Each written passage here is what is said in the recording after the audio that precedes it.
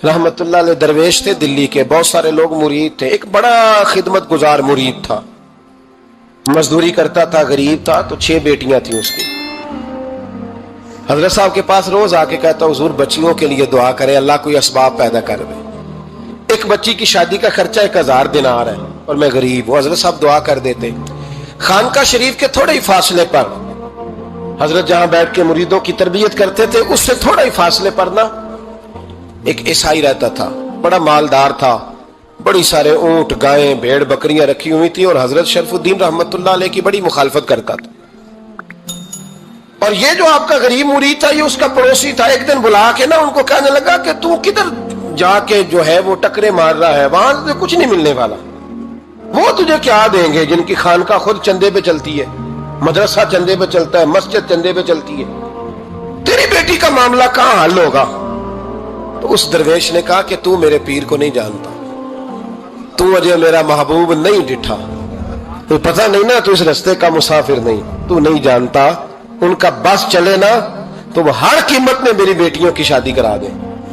अब वो ईसाई था, कहने लगा अच्छा चलो ठीक है, अगर इतनी बात है ना तो जाओ उनसे जाके कह दो कि 6 साल के लिए मेरे साथ मुआहदा कर लें, वो मेरे जानवरों को चारा डाल दिया करे, 6 साल ड्यूटी करे, मैं 6000 दिनार दे देता हूं। वो मेरे साथ 6 साल मेरे जानवरों को चारा डाले रखते हैं ना, अब चारा डालने के लिए एडवांस पैसे दे के। अब तो लोग उन्हें भी गुलाम ही बना लेते हैं, बड़ी थोड़ी तनख्वाह देते हैं, जुल्म करते हैं, पूरा मुआवजा नहीं देते।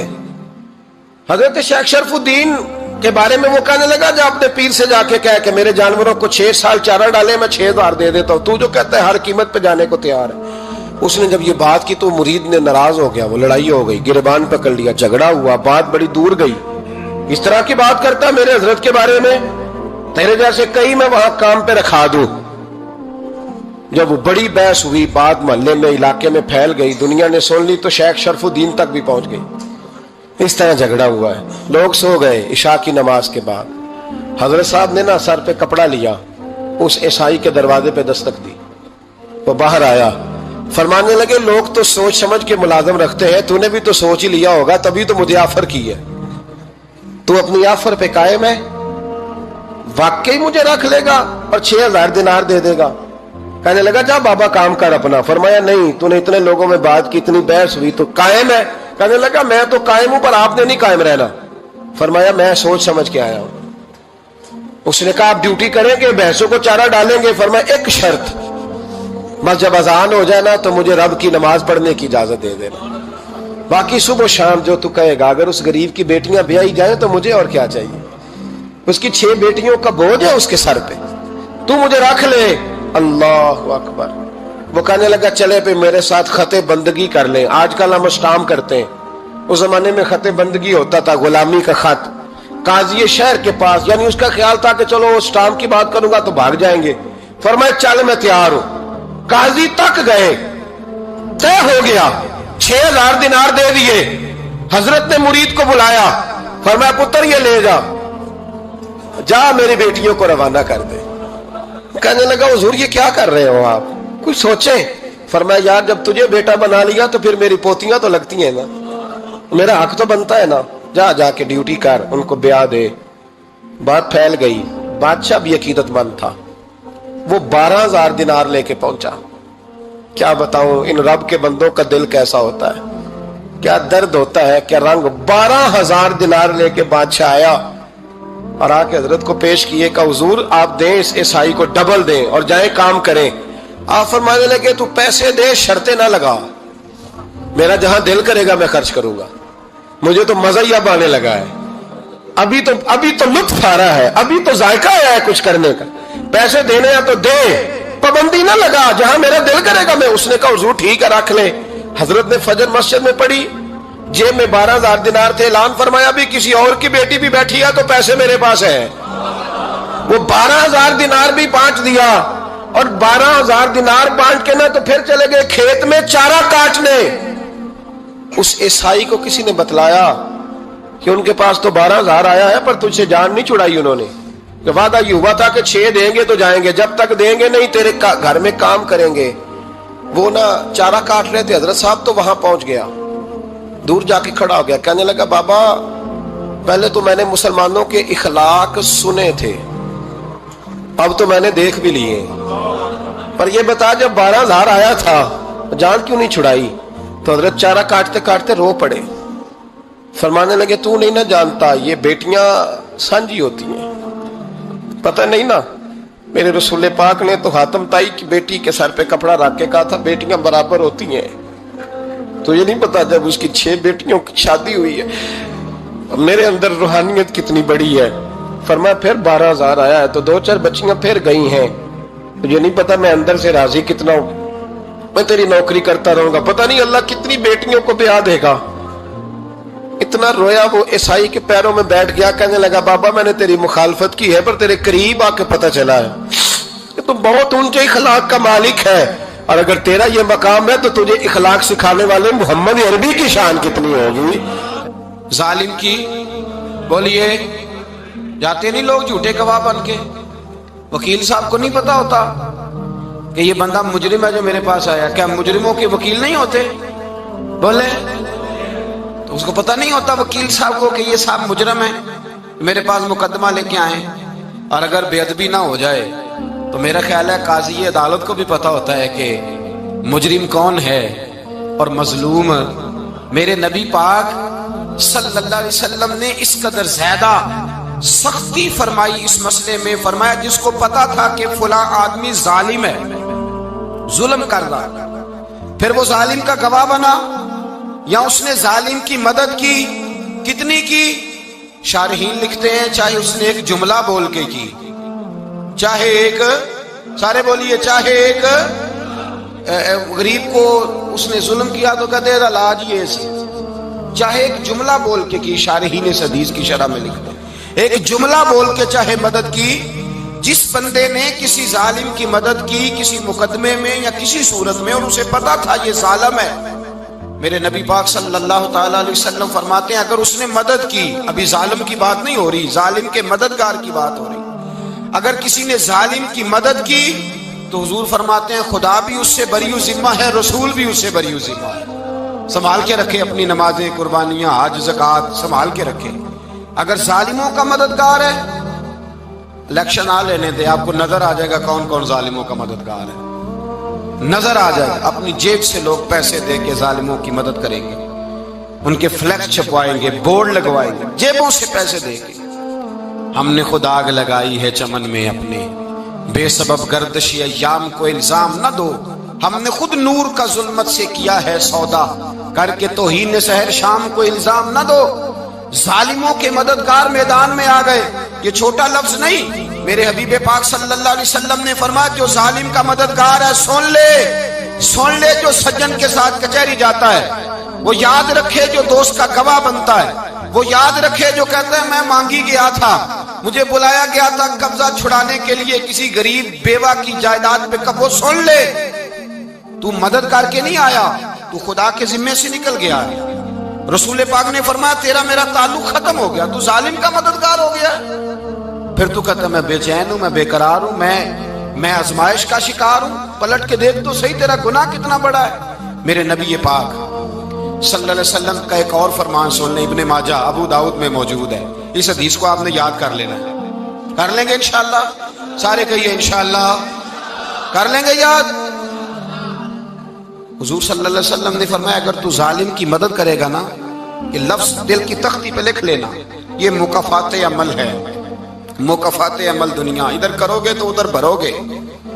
فرمایا اگر تو کسی ظالم کی مدد کرے گا، سن لے حضور کا فرمان ہے، اگر تو ابن ماجہ ابو داؤد سیاہ میں موجود ہے، فرمایا اگر تو کسی ظالم کی مدد کرے گا تو رب تعالیٰ مرنے سے پہلے پہلے تیرے اوپر بھی ظالم کو مسلط کر دے گا، تیرے اوپر بھی ایک دفعہ ظلم ضرور ہوگا اگر تو ظالم کی، وہ کسی صورت میں بھی ہو سکتا ہے، کسی صورت میں بھی تیرا بیٹا ہی اٹھ کے ظلم کر دے گا، تو الجھ جائے گا، کسی نہ کسی جگہ تیرے لیے تباہی کا سامان ہوگا، تیرے اوپر ظلم ہوگا، اس لیے کہ تو ظالموں کا مددگار ہے۔ چاہیے یہ تھا کہ تو مظلوم کی مدد کرتا، انسانی ایمانی یقین کا فریضہ سر انجام دیتا، تو ظالموں کا مددگار ہو گیا۔ ٹٹول کے دیکھ لیں، رزلٹ نکال کے دیکھ لیں، ہمارے زمانے میں ظالموں کے مددگار زیادہ ہیں، اتنی لمبی زبانیں نکال کے ظالموں کی مدد کرتے ہیں، بڑے بڑے کالم نویس اللہ نے انہیں قدرت دی لکھنے کی، تو اپنا قلم ظالموں کی مدد میں خرچ کرتے ہیں۔ وہ لوگ جن کو اللہ تبارک و تعالیٰ نے قدرت دی، ہمت دی، طاقت دی، کچھ لوگ ان کے حلقہ احباب میں، وہ اپنے لوگوں کو استعمال کر کے ظالموں کی مدد کرتے ہیں، ظالموں کی مدد کرتے ہیں۔ میرے نبی کریم سید عالم نور مجسم صلی اللہ علیہ وسلم نے فرمایا، اگر تو نے ظالم کی مدد کی تو جب تک تو توبہ نہیں کرے گا رب تجھ سے ناراض ہی رہے گا۔ اللہ تجھ سے، او بھائی جس سے رب بھی ناراض ہو گیا، نہ کھانا نہ پینا نہ سونا نہ جاگنا نہ نیند، پھر تیری ہر چیز تیرے لیے آزمائش ہو جائے گی، پھر تیرا سایہ بھی تیرے لیے خوف کا سامان بنے گا، پھر زندگی جیتی جاگتی لاش بن جائے گی، تو اپنے کندھوں پر اپنی میت اٹھائے پھرے گا جب تو ظالم کا مددگار ہوگا۔ اور نبی پاک صلی اللہ علیہ وسلم نے فرمایا، ظالموں کا مددگار بھی ظالم ہوتا ہے، ظالموں کا مددگار بھی، سارے بولے، ظالموں کا مددگار بھی نہیں، کو نہیں، آپ سارے نہیں بولے، ایک دفعہ بولے، ظالموں کا مددگار بھی، پکی بات ہے، ظالموں کا مددگار بھی۔ اللہ اکبر، جس کا یارانہ ہو، جس کا دوستانہ ہو، جو کہے میں نے نا اس کو اوکھے ویلے کے لیے ظالم کو یاد رکھا ہوا ہے۔ کبھی مشکل میں رکھے نہیں ہوئے لوگوں نے ظالم دوست، کہتے ہیں میں نے رکھے ہوئے ہیں، بلکہ ہمارے دیہات میں تو کہتے ہیں میں نے بازو بنائے ہوئے ہیں۔ کس کو بازو بنا لیا؟ ظالم بھی کبھی بازو ہوتا ہے، جو ظلم کی تلوار لیے میدان میں کھڑا ہے۔ قارون، حامان، فرعون، نمرود کا حال نہیں لوگوں نے دیکھا؟ اپنے زمانے میں آپ نے کتنے لوگ نہیں دیکھے جن کے سائے سے، آواز سے لوگ کانپتے تھے؟ پھر پولیس کی گاڑیوں میں وہ اس طرح مردہ پڑے کہ دنیا نے تماشا دیکھا ان کا۔ یہ رنگ ہم نے دیکھے نہیں اپنے آنکھوں سے۔ فرمایا ظالم کا مددگار بھی، جو کار میں بٹھا کے لے کے گیا وہ بھی ظالم، جس نے چائے پلائی وہ بھی، جس شخص نے کھانا کھلایا وہ بھی، جو کچہری تک ساتھ گیا وہ بھی، جس نے فلیکس کے نیچے، بڑے شرابی کے نیچے چھوٹی اپنی فوٹو لگائی وہ بھی، جو ووٹ کی پرچی ڈالنے گیا وہ بھی۔ کہہ دینا باہر نکل کے کہ حضرت صاحب نے سیاسی تقریر کی ہے، کہہ دینا، پر بات تو سچی ہے نا۔ خوگرے حمد سے تھوڑا سا گلا بھی سن لے، خوگرے حمد سے تھوڑا سا بھی گلا۔ امام مالک کے پاس ایک بندہ آیا، اس نے کہا حضور میں درزی ہوں، ایک ظالم بادشاہ مجھ سے کپڑے سلواتا ہے، میں تو ظالموں کا مددگار نہیں نا۔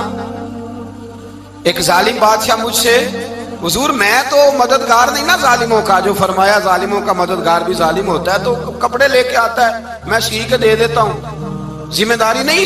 یہ ایک آدمی دکاندار ہے، اس سے کوئی بندہ چیز خریدنے آئے گا تو تھوڑی کہے گا میں نے نہیں دینی، تو دے گا۔ کوئی بندہ اگر کسی شخص سے کوئی کام کہتا ہے جو اس کی فیلڈ ہے، اس کا شعبہ ہے، اس کا معاش کا وہ سلسلہ ہے، کہتے ہیں یا رسول اللہ صلی اللہ علیہ وسلم ظالموں کا مددگار بھی ظالم، حضور نے فرما دیا۔ تو امام مالک سے بندے نے مسئلہ پوچھا، دل کی تختی پہ لکھنے والی باتیں ہیں، کہا حضور میں درزی ہوں، ظالم کپڑے سلواتے ہیں، میں تو مددگار نہیں نا۔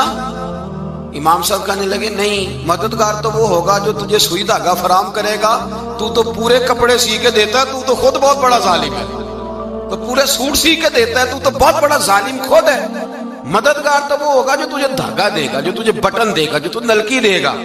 جو ظالم سے اتنی نفرت، ظلم کر کے بندہ آئے، یہاں تو ہمارے زمانے میں ہیرو بن جاتے ہیں لوگ، ظالم ہیرو ہے، لوگ اس سے ڈرتے پھرتے ہیں، گھومتے پھرتے ہیں، اور بہت سارے کم مزاج لوگ اس کے پیچھے ہاتھ باندھ کے پھرتے ہیں۔ ظالموں کی مدد کرنا، ظالموں کے ساتھ رہنا، یہ ظلم ہے، ظلم، یہ زیادتی ہے۔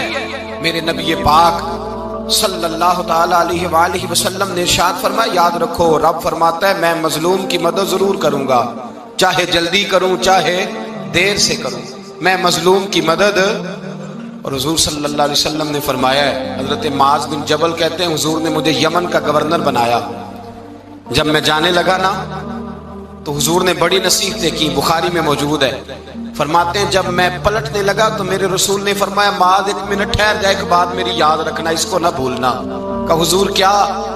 فرمایا دیکھنا کسی پہ ظلم نہ کر بیٹھنا، کہیں تجھ سے زیادتی نہ ہو جائے۔ محبوبہ پھر حضور نے فرمایا سن میرے معاذ، میں تجھے گورنر بنا رہا ہوں، زیادتی نہ کر بیٹھنا۔ یا رسول اللہ صلی اللہ علیہ وسلم کیا ہوتا ہے؟ تو میرے کریم نے فرمایا جب مظلوم دعا کے لیے ہاتھ اٹھاتا ہے تو عرش کا مالک کہتا ہے فرشتوں پیچھے ہٹ جاؤ، عرش کا مالک کہتا ہے فرشتوں پیچھے ہٹ جاؤ۔